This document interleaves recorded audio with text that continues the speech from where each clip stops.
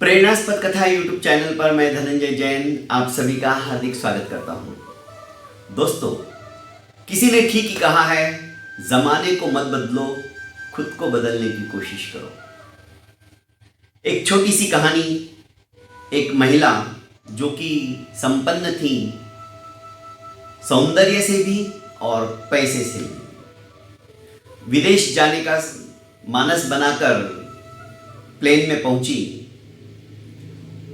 पर जिस सीट के ऊपर वो बैठना चाहती थी उसकी बगल की सीट पर ही एक दिव्यांग व्यक्ति बैठा हुआ था। उस दिव्यांग व्यक्ति को देखते ही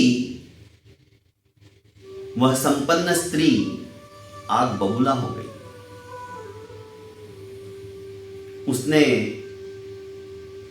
बजर का बटन दबाया, एयर होस्टेस आई और कहा कि मैं आपकी क्या सेवा कर सकती हूं।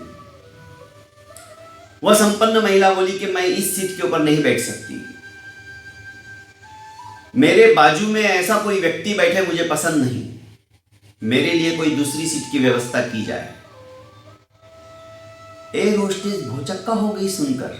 इतनी सुंदर स्त्री पर उसके विचार कितने संकीर्ण। उसने हाथ जोड़कर कहा उस महिला से कि प्लीज 6 घंटे का ही सफर है, आप एडजस्ट कर लीजिए। पर महिला नहीं मानी, मैं यहां नहीं बैठ सकती।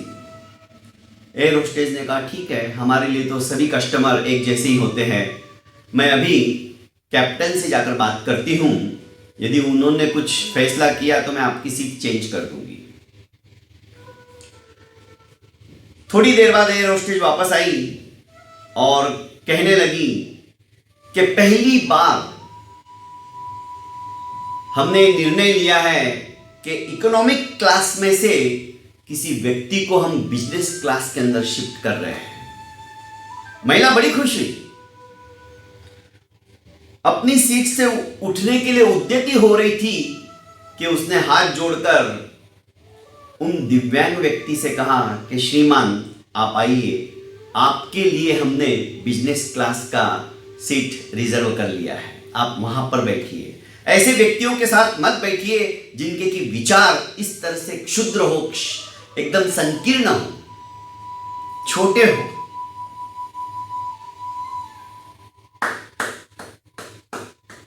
जितने आसपास के लोग थे और जो ये बात सुन रहे थे, सभी तालियां बजाने लगे।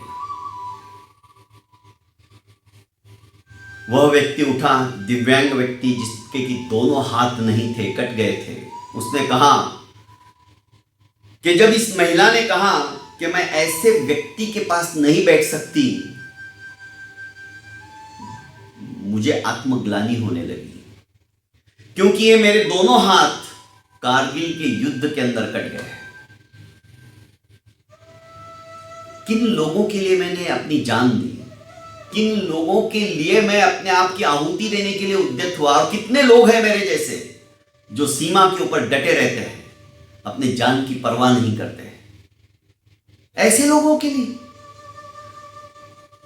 पर सचमुच में आपने ताली बजाकर मेरे उत्साह को बढ़ाया है और सोचने के लिए फिर से मजबूर किया कि नहीं, मैंने देश के लिए जो किया वो एकदम सही किया। फिर से तालियां बजने लगी और उन महाशय जी को इकोनॉमिक क्लास में से लेकर बिजनेस क्लास में शिफ्ट कर दिया गया। दोस्तों, कहने का आशय है, सीरत खूबसूरत होनी चाहिए, सूरत में कुछ नहीं रखा है। आपके चेहरे के ऊपर कितना ही सौंदर्य क्यों ना हो, पर आपकी सीरत अच्छी नहीं है, आपका दिल अच्छा नहीं है, आपके विचार अच्छे नहीं हैं, आपका क्रियाकलाप अच्छा नहीं है, तो सब कुछ बेकार है।